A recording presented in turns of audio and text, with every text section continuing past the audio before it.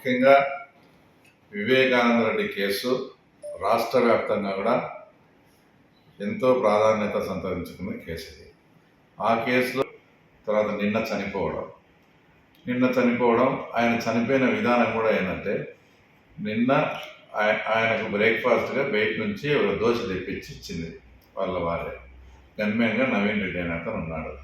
ఆ దోశ తిన్న తర్వాత ఆమె అంగన్వాడీ ఆయా టీచర్గా పనిచేస్తుంది కాబట్టి ఆమె జాబ్లోకి వెళ్ళిపోయిన తర్వాత ఇతనికి ప్రాబ్లం ఉంది, నాకు ఇబ్బందిగా ఉంది, హాస్పిటల్కి తీసుకోండి అంటే దాదాపు మధ్యాహ్నం 12:30 1 గంట ప్రాంతంలో వాళ్ళ భార్యను రమ్మని వాళ్ళ భార్య తర్వాత గన్మెన్ నవీన్ రెడ్డి కలిసి పులివెందుల హాస్పిటల్కి తీసుకుపోయినారు. అక్కడి నుంచి వాళ్ళు తర్వాత రిమ్స్కి రెఫర్ చేస్తే అక్కడికి పోయిన తర్వాత సాయంత్రము ఆయన చనిపోవడం జరిగింది. ఈరోజు ఇది ఎంత దారుణమైన విషయం అంటే, ఈరోజు సాక్షి ఛానల్లో ఆయన పోలీసు వాళ్ళు విపరీతంగా కొట్టినారు, పోలీసులు దెబ్బలు తట్టుకోలేక తర్వాత రంగమ్మ భార్య సుశీల స్టేట్మెంట్ ఇచ్చినట్లు సాక్షిలో స్ట్రోలింగ్ అంతా వేస్తాను. ఎందుకు మేము ఇంత ఆందోళన చెందుతున్నాము, మేము ఎందుకు ఇంత తపన పడుతున్నామంటే, ఒకసారి ఆల్రెడీ మేము మోసపోయాం. మీ కల్లబొల్లి మాటలు విని హార్ట్ అటాక్ అంటే మేము కూడా హార్ట్ అటాక్ అని మోసపోయి ఆ రోజు మా ముఖ్యమంత్రి నారా చంద్రబాబు నాయుడు గారు కూడా ఇట్లా ఇంట్లో మనిషిని ఇంత దారుణంగా వీళ్ళు చంపుకునే పరిస్థితి ఉండదులే అని మేము కూడా మోసపోయినాం ఆ రోజు. లేదంటే ఆ రోజే సాక్ష్యాలు ట్యాంపరింగ్ చేసి మా కళ్ళకు మా ఎదురుగా సాక్ష్యాలన్నీ చూసినారు. పులివెందుల ప్రజలు చూస్తానగానే మీరు అక్కడ ఉన్న సాక్ష్యాలంతా అవినాష్ రెడ్డి నాయకత్వంలో మొత్తం ట్యాంపరింగ్ జరిగింది. ఆ రోజు సాక్ష్యాలు ట్యాంపరింగ్ చేసినారనే సెక్షన్ కేసు పెట్టిందంటే ఆ రోజే ఆ కేసు ఆ రోజే వివేకానంద రెడ్డి కేసుకు చిక్కుముడి అంతా కూడా విడిపోయేది. ఆ రోజు మేము చేసిన మా ముఖ్యమంత్రి స్థానంలో ఉండి కూడా ఈ మనుషులు ఇంత నీచంగా ప్రవర్తిస్తారని అనుకోకుండా మేము ఆ రోజు మోసపోయినాం, వాస్తవంగా మోసపోయినాం.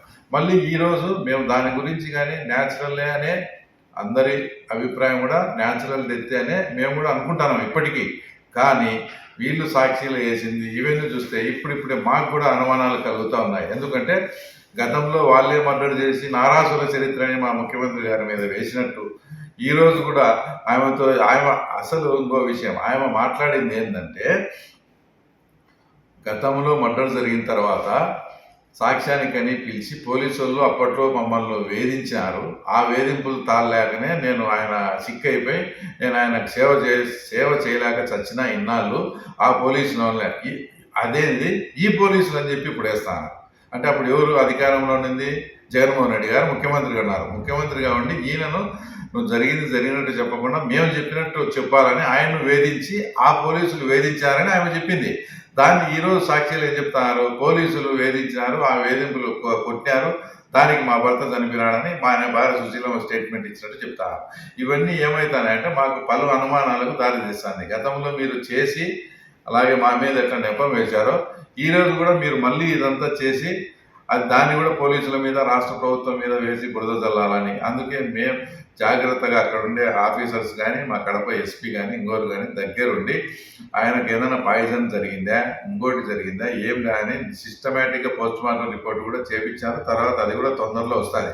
ఇవన్నీ మేము ఎందుకు చెప్తున్నామంటే, పరిటాల రవి మర్డర్ కేసులో విట్నెసెస్ ఏ రకంగా అయితే మర్డర్ అవుతా ఎలిమినేట్ అవుతా వస్తున్నారో ఈ కేసులో కూడా నెంబర్ 1 శ్రీనివాసరెడ్డి ఫ్రమ్ కస్నూర్, తర్వాత నెంబర్ 2 వచ్చేసి కోయిట్ గంగాధర్ రెడ్డి, తర్వాత నెంబర్ 3 వాళ్ళు ఆ రోజు జగన్మోహన్ రెడ్డి గారు భారతి గారు వివేకానంద రెడ్డి చనిపోయిన రోజు హైదరాబాద్ నుంచి వచ్చేటప్పుడు నారాయణ అనే వ్యక్తి కారులో ఉన్నాడు. అతను కూడా 5-6 నెలల తర్వాత అతను కూడా చనిపోయినాడు. అది కూడా ఒక అనుమానాస్పద మృతే. ఇంకా మాట్లాడుతూ పోతే అందరి అనుమానాలు ఈసీ గంగిరెడ్డి మీద. అభిషేక్ రెడ్డి గారు ఏమని స్టేట్మెంట్ ఇచ్చారు? ఇది హార్ట్ అటాక్ కాదు, ఇది కంపల్సరీ మర్డర్ అని ఆయన స్టేట్మెంట్ రికార్డ్ చేసి ఇచ్చారు.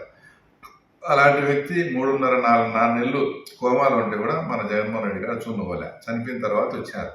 ఇవన్నీ ఇలాంటివి ఈజీ గంగిరెడ్డిది, అభిషేక్ రెడ్డిది కావచ్చు, కోయిట్ గంగారెడ్డిది కావచ్చు, మా ఊరు శ్రీనివాసరెడ్డిది కావచ్చు, ఆ తర్వాత ఇప్పుడు ఈ రంగన్నది కావచ్చు, ఇలాంటి 5-6 ఉన్నాయి వరుసగా. ఇవన్నీ చూస్తా అంటే ఆటోమేటిక్గా అప్పుడు గతంలో వాళ్ళు చేసి మా మీద వేసినట్టు ఇప్పుడు కూడా ఇది కూడా మా మీద కానీ రాష్ట్ర ప్రభుత్వం మీద కూడా వేస్తారనే ఒక అనుమానం అయితే కంపల్సరీ ఉంది. అందుకే ఎఫ్ఐఆర్లో కూడా మా అధికారులు, పోలీసు అధికారులు కానీ వాళ్ళంతా కూడా ఎఫ్ఐఆర్లో కూడా నేను చూసిన అనుమానాస్పద మృతి కిందనే తర్వాత రంగన్న గారిది కూడా జరిగింది. దీనిపైన నేను పోలీసు వాళ్ళని మా ముఖ్యమంత్రి గారిని